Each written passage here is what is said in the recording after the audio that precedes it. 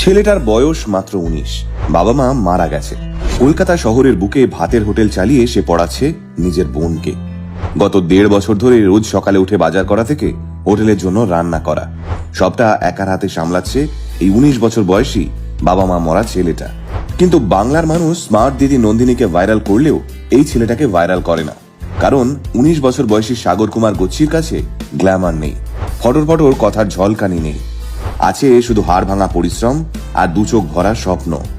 একদিন নিজের মৃত বাবার নামে একটা বড় রেস্টুরেন্ট খুলতে চায় সাগর। বোনকে পড়াশোনা করাতে বিদেশে পাঠাতে চায়। আর টিম আলটিমেট মোটিভেশন এইরকম লড়াকু যোদ্ধাদের গল্প তুলে ধরে সব সময়। তাহলে চলুন আজকের ভিডিওতে একজন হার না মানা রক্তাক্ত যোদ্ধার গল্প শোনাই আপনাদের। কলকাতার দেশপ্রিয় পার্ক থেকে একটু এগোলেই ফর্টিস হাসপাতাল, আর ঠিক তার উল্টো দিকেই ফুটপাতের উপরে ভাতের হোটেল চালাচ্ছে 19 বছর বয়সী সাগর কুমার গচ্ছি। একা হাতে এসে মাছের ঝোল থেকে